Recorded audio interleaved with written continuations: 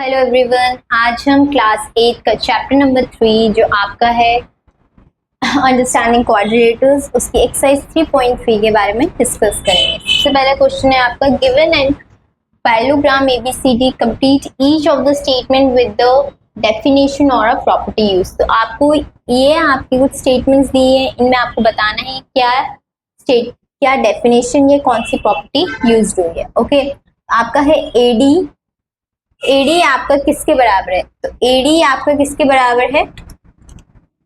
B C के। Okay, तो AD is equal to BC सी। क्यों? क्योंकि ये आपके अपोजिट आपकी साइड्स है, opposite sides of a parallelogram are equal. ठीक है, तो ये हो जाएगा क्योंकि पैरेललोग्राम के अपोजिट साइड्स इक्वल रहते हैं, ये हो जाएगा एडी आपकी किसके बराबर हो जाएगा? सी बी के। क्या लिख देंगे हम? Opposite side of parallelogram. Okay, next question है आपका एंगल DCB। एंगल DCB, तो ये एंगल आपके किसके बराबर है? एंगल DAC के। क्यों? क्योंकि opposite sides of an angle, मतलब पैरेललोग्राम में opposite sides of an angle भी बराबर रहते हैं। तो ये क्या हो जाएगा? एंगल DAB, ये साइन हो जाएगा opposite angle of parallelogram are equal। Okay, यहाँ भी लिख देंगे हम आर इक्वल। अब OC आपका किसके बराबर है? OC आपका ये आपका OA OK, क्योंकि ये एक दूसरे से क्या डायगोनल है एंड एक दूसरे को क्या करेंगे? बाइसेक्ट करेंगे।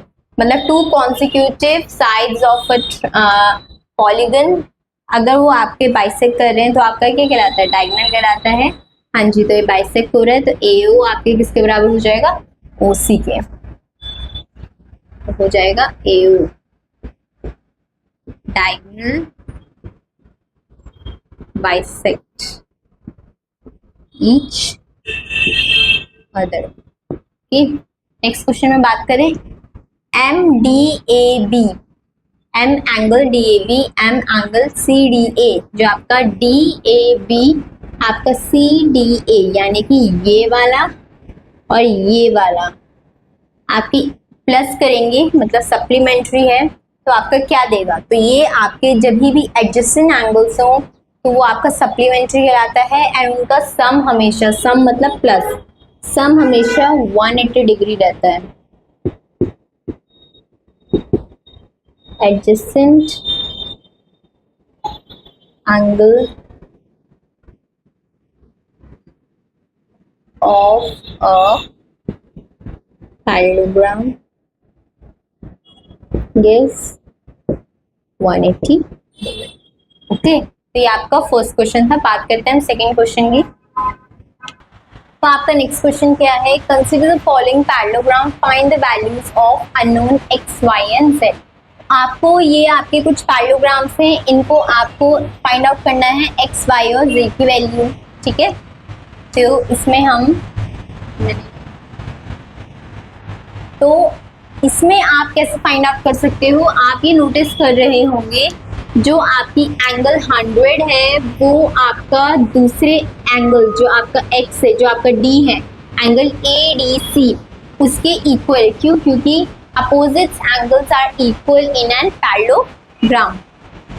ठीक है, एंगल B is, या फिर आप ऐसे लिख सकते हो, angle ABC is equal to angle CD and A।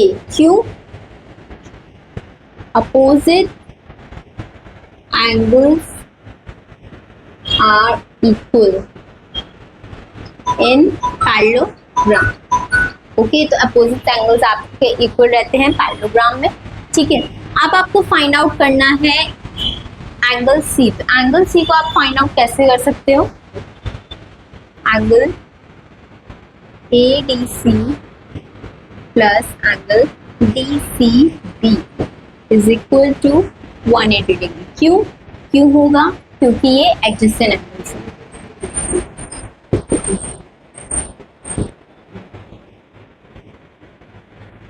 तो ये हो जाएगा आपका, ये अगर आपका तो CDA तो ये आपको हो जाएगा 100, ठीक है।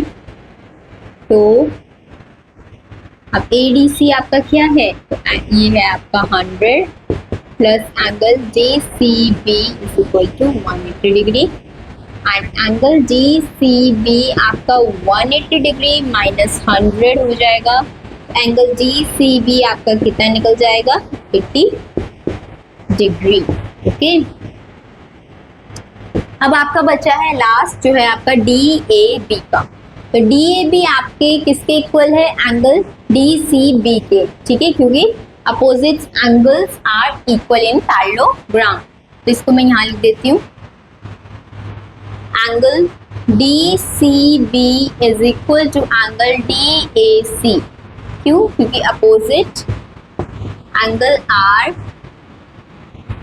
Equal in parallelogram. तो ये हो जाएगा आपका, तो जो आपका DCB होगा वो आपका DACB हो जाएगा। तो ये आपको हो जाएगा 80 degree.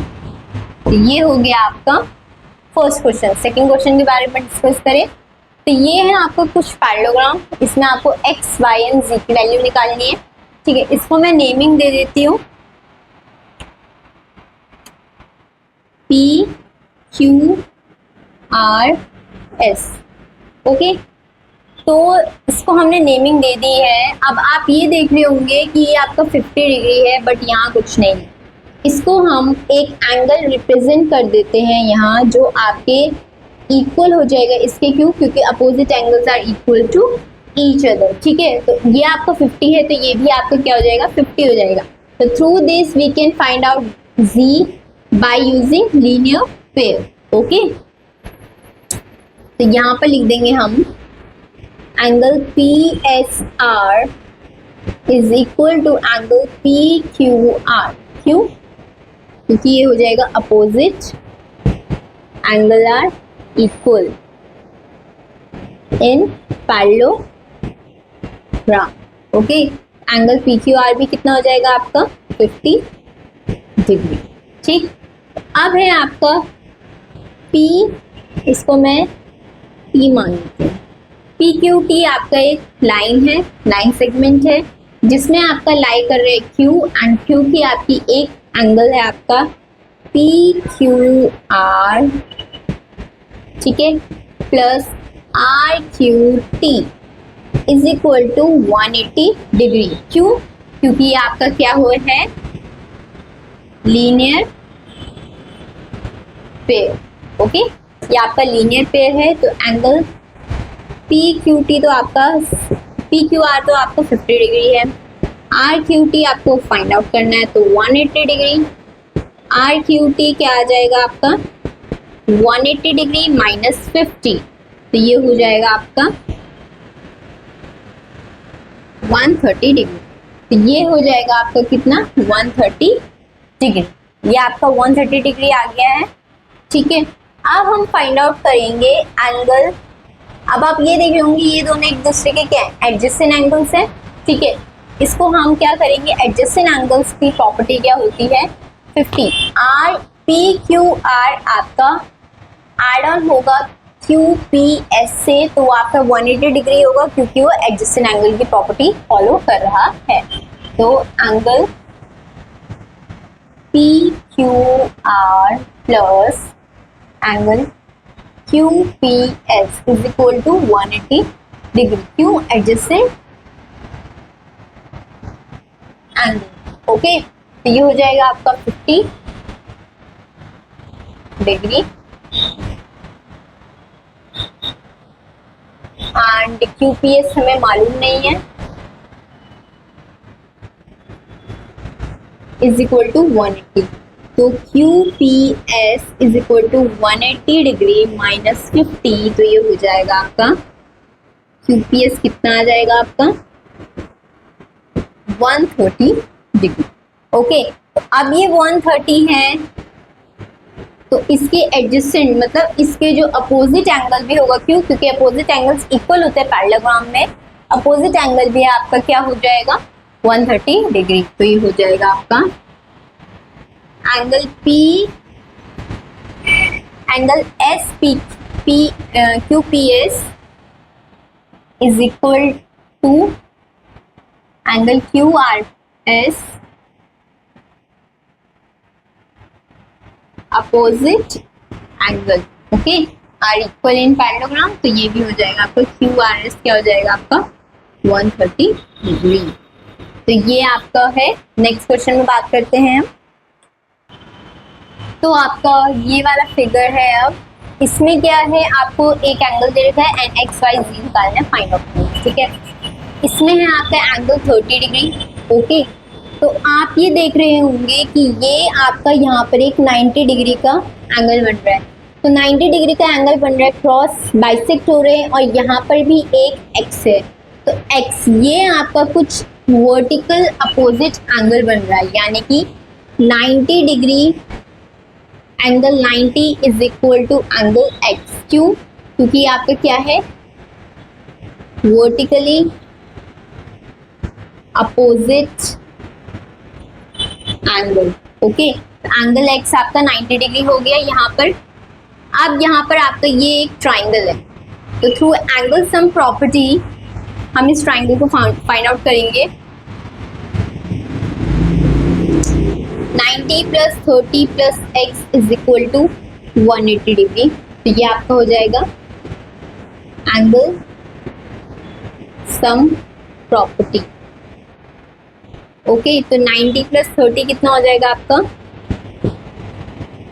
120 plus X is equal to 180। तो x की वैल्यू कितनी आ जाएगी आपकी 180 माइनस 120, तो x हो जाएगा आपका 60 डिग्री, सॉरी y हो जाएगा आपका 60 डिग्री।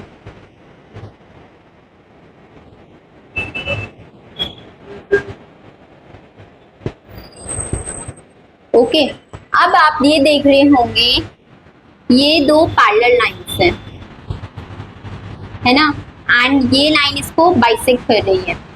दो पैरेलल लाइंस हैं एंड ये लाइन इसको बाइसेक्ट कर रही है। तो ये आपका कुछ z की तरह बन रहा है। तो ये वाला एंगल इस एंगल के हमेशा इक्वल होता है एंड ये आपका जब z बनाता है, ठीक है, ये एंगल इस एंगल के क्या होता है, इक्वल होता है। तो क्या हो जाएगा angle y is equal to angle z, okay. तो ये हो जाएंगे आपके, तो इसको बोलते हैं हम ऑल्टरनेट एंगल, ओके। जब आपका z बनाता है, इस बात को ध्यान में रखना, ये एंगल जब इस एंगल के इक्वल होगा तभी जब आपका z बनाएगा, एंड उसको बोलेंगे हम ऑल्टरनेट एंगल। तो एंगल y आपका 60 है, तो एंगल z भी आपका 60 हो जाएगा, ठीक है। ये हो गए आपके फाइंड आउट हो गए x, y एंड z। अब नेक्स्ट क्वेश्चन में बात करते हैं हम। ये है आपका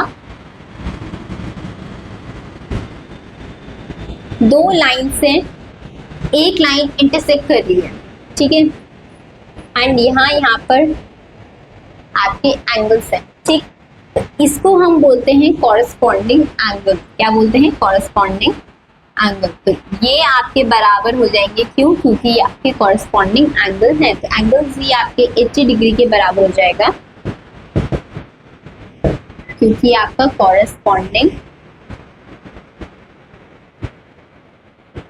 एंगल, ओके। अब है आपकी बात 80 डिग्री। आपका 80 डिग्री जो है वो आपके y के एंगल अपोजिट है एक दूसरे के, ठीक है। तो y के बराबर आपका 80 डिग्री, या फिर आप ऐसे भी फाइंड आउट कर सकते हो।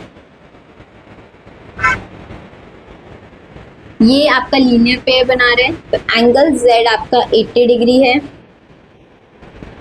80 डिग्री प्लस इसको हम t मान लेते हैं, ठीक है, plus angle t is equal to 180 degree. Angle t अगर आपका 180 डिग्री माइनस 80, तो आपका एंगल t हो जाएगा आपका 100। तो जब आपका एंगल t 100 है, एंगल x भी आपका 100 हो जाएगा। एंगल t आपके बराबर है एंगल x के, क्यों? क्योंकि अपोजिट एंगल्स हैं वो आर इक्वल, ओके। तो एंगल x भी आपका 100 हो जाएगा। ठीक, एंगल 80 आपका एंगल y के बराबर हो जाएगा। क्यों? क्योंकि ये आपका opposite angle are equal. Okay, इसका लास्ट क्वेश्चन है जो आप एज अ होमवर्क लेंगे एंड मुझे कमेंट सेक्शन में बताना उनके आंसर। ये आपका ये आपके मैंने 2 क्वेश्चंस कराए हैं। इसके नेक्स्ट वाली क्लास में इसके रेस्ट ऑफ क्वेश्चंस करेंगे discuss. Till then take care and good bye.